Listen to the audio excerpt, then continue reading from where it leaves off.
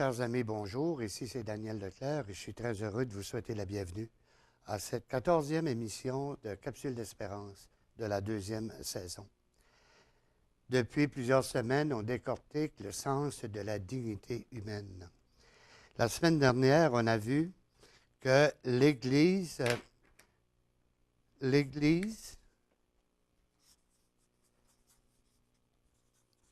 se constitue par le peuple de Dieu, mais l'Église, c'est aussi le corps du Christ. Et la référence avec le corps du Christ, c'est aussi la référence avec le corps humain.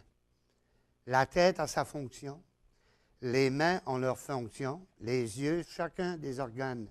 Et dans l'Église, c'est le même rôle qu'on a à faire. Qu'on soit laïque, laïque engagé dans une pastorale, comme agent de pastorale, laïque engagé comme catéchète. Ça peut être des bénévoles, ça peut être des personnes rémunérées. Ça peut être les ministres ordonnés, alors les prêtres, les diacres avec l'évêque. Ça peut être aussi les personnes de vie consacrées, consacrées dans un état de vie ou consacrées à un apostolat. Ici, on va aborder une autre dimension liée à la dignité humaine. Quand on parle des baptisés, le baptisé, c'est qui? C'est des ressuscités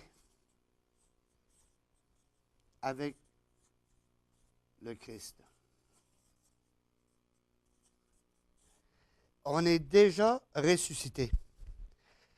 On sait, et c'est l'enseignement lorsqu'on dit « il reviendra un jour », c'est notre espérance, l'aboutissement du royaume sur terre.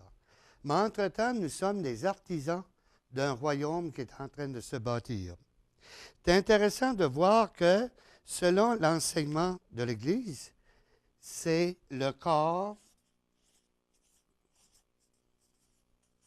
plus l'âme qui participe à la dignité humaine. Et on se souviendra, quelqu'un un jour a une grande définition au sujet de l'âme, ça n'a pas de forme, ça n'a pas d'odeur, ça n'a pas de couleur. Et moi, j'aime mieux employer le mot qui le définit le mieux, c'est, je vais parler du principe fondamental. Qu'est-ce qui fait que je suis un être humain? Qu'est-ce qu'il y a en moi qui est promis pour une éternité?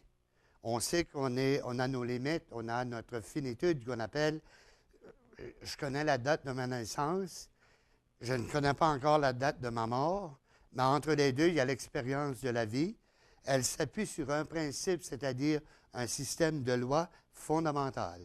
Si je déroge de cet aspect-là, je déroge de l'essentiel de l'être humain, et si je ne rencontre pas cet être humain-là en moi, je ne peux pas le rencontrer chez les autres. Et le principe fondamental va faire nécessairement référence à un principe premier qu'on appelle Dieu. Alors Dieu, ce n'est pas une réalité extérieure, c'est une réalité intérieure. Il est l'âme, le cœur de toutes les choses au niveau de la création. Ici, ce qu'il faut, c'est qu'on a la dignité de quoi? D'appartenir au Christ.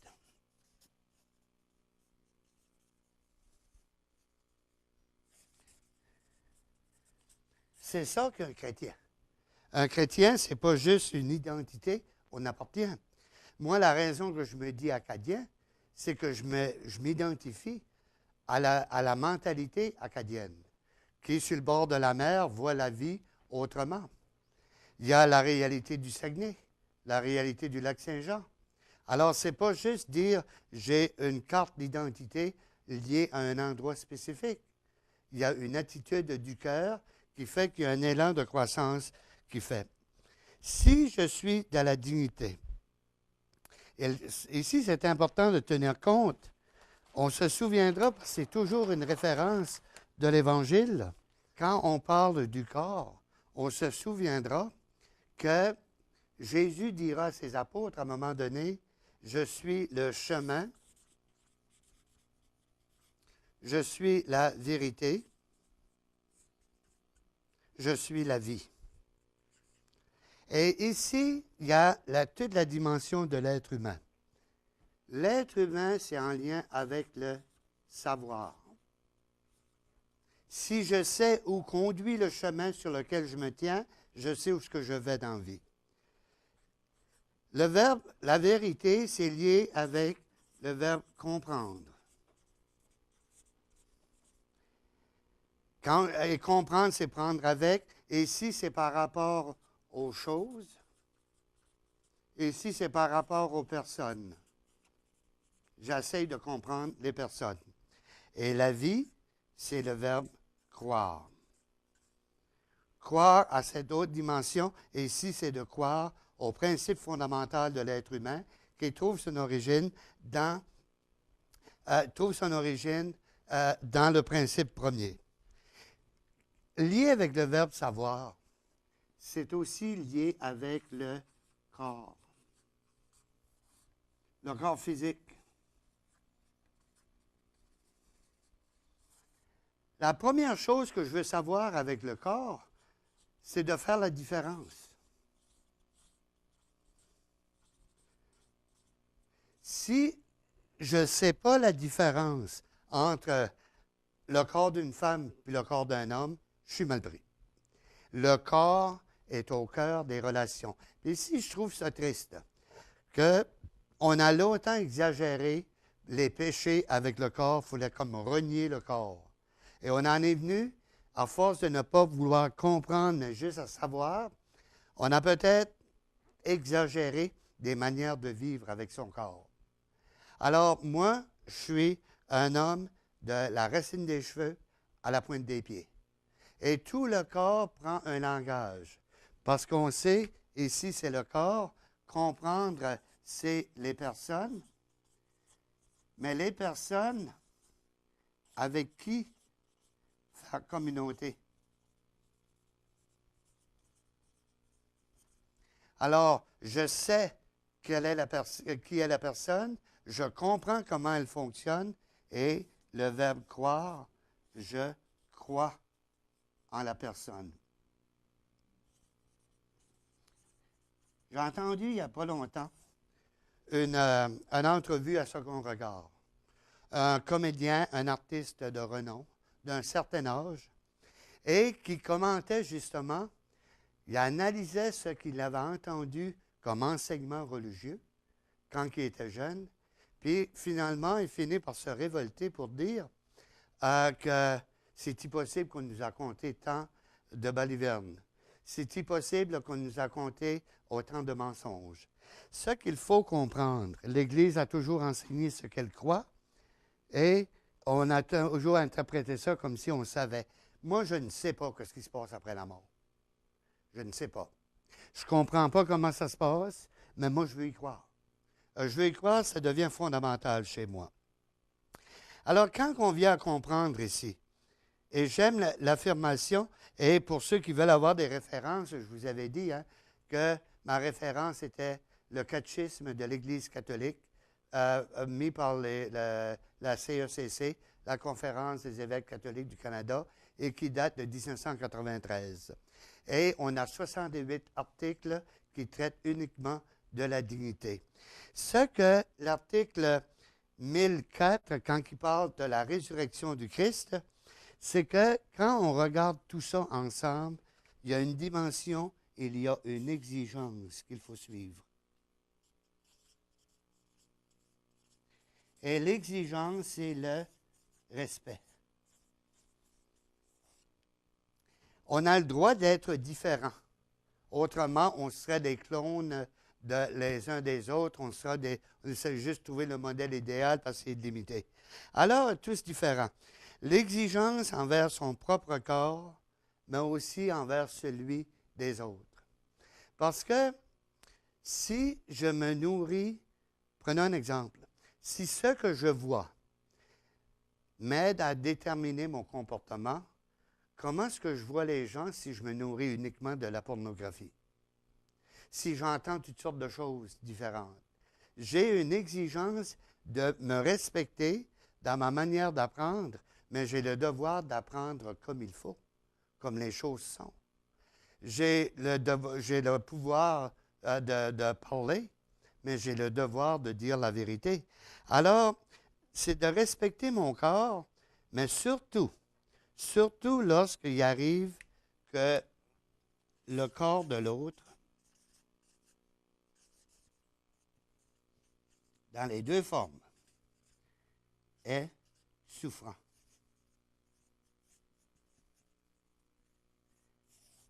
La souffrance fait partie de la vie. Parce qu'on est des êtres sensibles. Et je vous ai déjà dit, hein, si la nature était sensible comme nous autres, on l'est, il n'y a personne qui se tiendrait dans la nature au printemps.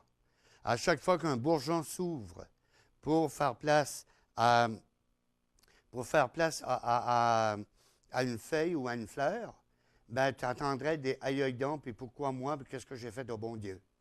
Alors, Dieu a enlevé la sensibilité pour que je me reconnaisse. Mais le problème, il y a un prix et je vais vivre une forme de souffrance. Quand je peux croire qu'il y a quelque chose là-dedans, qu'est-ce qui va m'aider à croire? Parce que c'est la souffrance qui va m'empêcher de croire. C'est qu'il faut que je me comprenne ou que d'autres m'aident à me comprendre. Pour après ça, savoir que oui, le corps a des imperfections, mais il fait partie de mon véhicule avec lequel je vais vivre jusqu'à la fin de mes jours. Quand on parle du corps, ça serait le fun de regarder les symboles qu'on a liés au corps. Alors, le corps humain,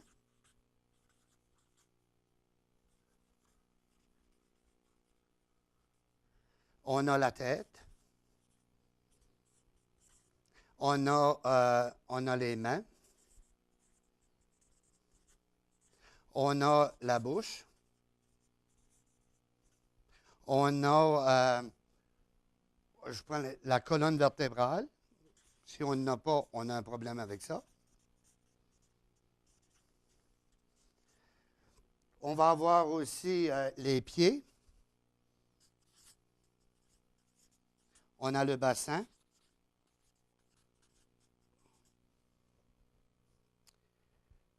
On a le cœur, qui est essentiel. Et on a les poumons.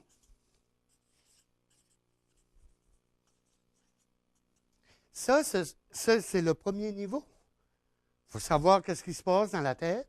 Il faut savoir comment utiliser ses mains. La différence entre tendre la main puis tendre le poing, c'est très différent. Alors, la bouche, elle sert à quoi? La colonne vertébrale, les pieds, tout le corps. Quand on regarde le symbole de qu'est-ce que ça peut vouloir dire, la tête, c'est le lieu du discernement. C'est-à-dire, c'est là qu'on fait des choix. Je peux choisir de croire ou de ne pas croire. Je peux choisir de comprendre ou de ne pas comprendre. Même pas de vouloir comprendre. Les mains, c'est le symbole de l'accueil. Alors, l'accueil, quand on rencontre quelqu'un que ça fait longtemps qu'on n'a pas vu, on donne la main. C'est le sens de l'accueil. Et si la bouche, c'est le lieu de communion.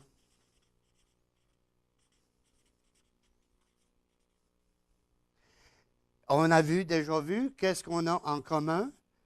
Une union et faire un. Les amoureux, qu'est-ce qu'ils aiment faire? C'est de s'embrasser.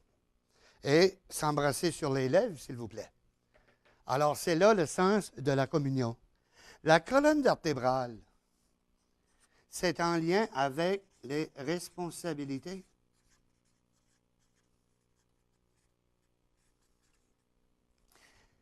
Quand on dit à quelqu'un, lui, il n'y a pas de colonne vertébrale, il ne prend pas ses responsabilités, il ne finit pas ce qu'il a commencé, et il ne peut pas se tenir debout. C'est la colonne vertébrale. Les pieds, c'est en lien avec les convictions, que je vais appeler aussi des croyances,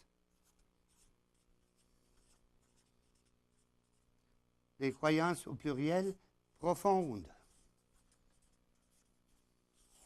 Il n'y a personne qui va m'empêcher de croire en la générosité, en la charité, croire en amour finalement. Quand on regarde le bassin, ici c'est en lien avec le sacré. La preuve, la colonne vertébrale, les vertèbres qui sont au niveau du bassin, on appelle ça le sacrum. Et peut-être parce que quand on se frappe là, ça nous fait sacrer ses bords. Alors, mais c'est qu'à l'intérieur du bassin, c'est là qu'est toute la vie sacrée. Quand on parle de l'intimité, hein, au niveau du corps, c'est toute cette région-là où on a sorti tous les mythes possibles. Mais c'est là, je pense par exemple à la femme, c'est à ce niveau-là qu'elle va engendrer la vie et qu'elle va porter la vie. On sait que les hanches d'une femme n'est pas fait de la même manière que les hanches d'un homme parce qu'elle doit porter l'enfant. Les os des hanches, pas faits tout à fait de la même manière. Alors, c'est à ce niveau-là, le bassin, qui est le sens sacré. Le cœur, c'est au niveau du partage. Physiquement, le cœur doit répandre le sang à grandeur du corps, puis l'envoyer les poumons pour se faire purifier. Et quand on regarde quelqu'un qui est d'une grande générosité, qu'est-ce qu'on a l'habitude de faire? On dit, lui, c'est un grand cœur, le cœur de Saint-Valentin. Un cœur généreux. Il y a un cœur grandeur d'un hôpital. Alors, le cœur, c'est tout en lien avec le partage. Et les poumons, c'est au niveau de l'échange. L'échange, c'est qu'on sait que c'est l'air, le monoxyde de carbone qui sort, l'oxygène qui rentre, il se fait donc un échange. Si je suis en relation avec les autres, il faut que je reçoive de l'autre comme que je donne à l'autre. Et il y a toujours un échange. Alors, le corps, là, l'Église n'a jamais renié son importance. Sauf qu'il faut se tenir compte d'une chose. Les découvertes médicales sont les plus présentes depuis les derniers 50 ans. Mais l'Église, elle date depuis beaucoup plus longtemps que ça. Elle n'avait pas le vocabulaire pour mieux expliquer comment est-ce qu'on découvre le respect, on vit avec son corps dans le respect. Et si on regarde aujourd'hui, tout ceci est fondamental pour vivre. Je fais des choix, je dois apprendre à vivre avec les conséquences de mes choix, donc il faut que je respecte ce qui passe dans ma tête. Les mains, c'est important, mais ici, il y a quelque chose de particulier. Certains se souviendront, comme cet artiste-là, qui est d'un âge certain, quand on allait communier, le servant avait une patène qu'il mettait sur la gorge et le prêtre donnait la communion directement sur la langue. Et là, on a découvert en cours de route, il y a un élément important. C'est que moi, il n'y a personne qui peut m'obliger à rentrer en communion comme si on me le mettait sur la langue, puis tiens, avale ça. Il faut que je l'accueille. Et c'est là l'importance d'accueillir, ouvrir la main. Et le prêtre, le ministre de communion, dépose dans la main. Je l'accueille pour être capable de communier. Mais il n'y a personne qui peut m'imposer la communion. C'est un geste libre et qui est consentant. Et dans le mot consentir,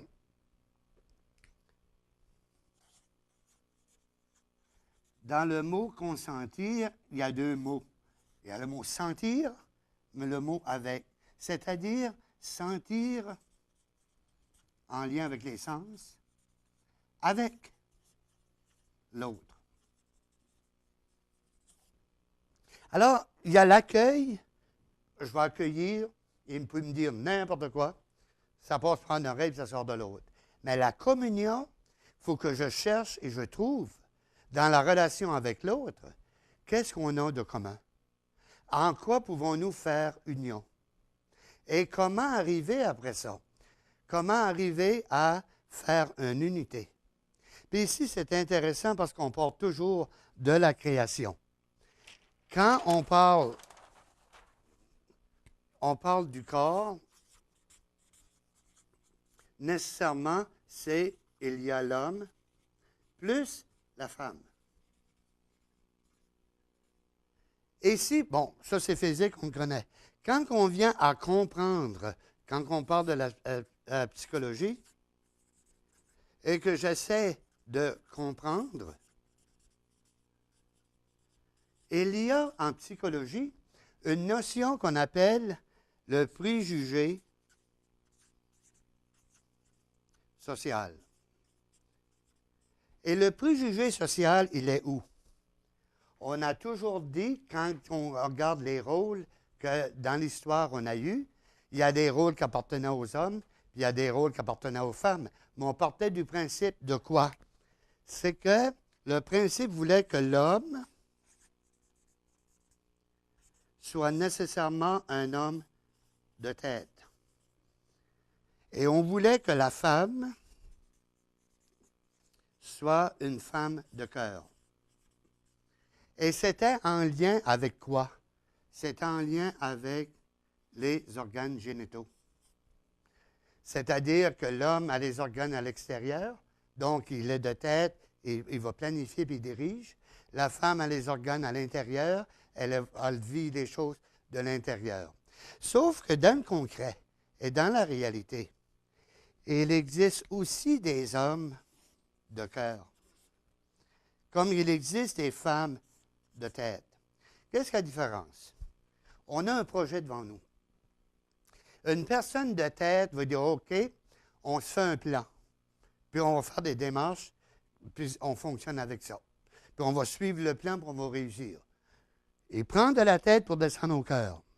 Tandis qu'une personne de cœur, c'est quoi? C'est bien intéressant, je sens que ça va faire du bien, et je consens d'aller de l'avant. Alors, je vais tenter l'expérience, et en cours de route, je vais déterminer, je finirai par structurer le plan qu'on devrait suivre.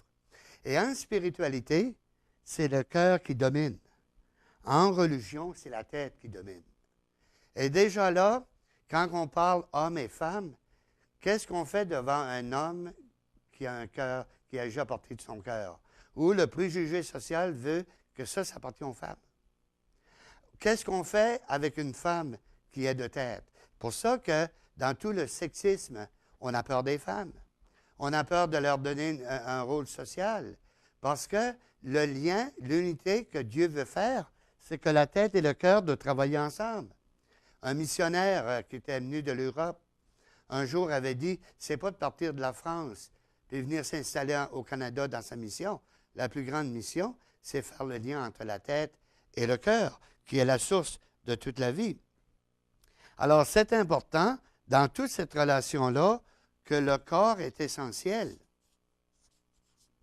Il faut, si vous voulez m'entendre, que vos oreilles puissent entendre, pour après ça, comprendre. Il faut qu'on puisse se voir. Il faut qu'on puisse, je puisse parler aussi. Et devant toutes les facultés de mon corps, j'ai une responsabilité morale, en guillemets, ou éthique, si on aime mieux l'autre mot, mais j'ai la responsabilité d'être vrai, être authentique et surtout être fidèle à ce qui m'habite comme réalité et surtout reconnaître que vous êtes habité de cette même réalité à l'intérieur. Alors, quand on vient à reconnaître ça, que le corps a son rôle à jouer, à ce moment-là, on vient à comprendre une chose, que la loi, et c'est l'Église qui nous met la loi 52, c'est quoi? C'est une aide médicale à mourir.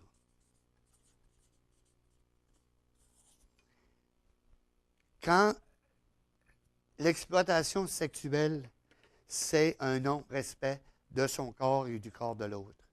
Mais quand on arrive à décrocher la spiritualité de la vie, le corps devient, on va le dompter, mais il y a toujours possibilité de devenir un animal, le plus dangereux qui soit.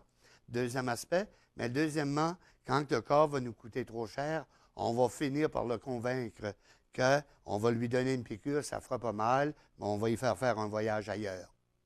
Et ça, c'est important d'en tenir compte.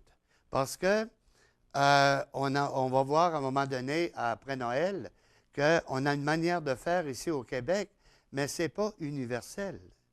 Il y a d'autres manières de faire ailleurs. Je veux terminer ici pour cette réunion. Ce que je veux tenir compte d'une chose aussi, c'est que Dieu veut nous ressusciter. Mais pas à cause de nos bienfaits à nous ou nos mérites, à cause de sa puissance à lui. Comme il a ressuscité Jésus, nous sommes promis à cette résurrection-là. Mais il faut s'aligner. Moi, si je dis j'ai besoin de sortir, puis que je sors par la fenêtre, mon geste contredit quelque chose. Alors, c'est là le respect envers soi, puis même si la personne est souffrante, a un corps malade, ça fait partie de la vie. Je ne peux pas être sélectif. Moi, je suis inquiète des femmes qui disent « c'est mon corps, je vais en faire ce que je veux ». On a le devoir d'être en relation les uns avec les autres. Nous terminons la deuxième saison déjà de Capsule d'Espérance. Nous allons reprendre en janvier. Pendant la période des fêtes, je vous invite à regarder une émission spéciale de Capsule d'Espérance qui a été enregistrée à l'intérieur de l'Église Saint-Alexis parce que depuis l'hiver passé, la première saison, et l'automne, la deuxième saison, c'est sous la responsabilité du Conseil de fabrique de Saint-Alexis que cette émission-là est possible.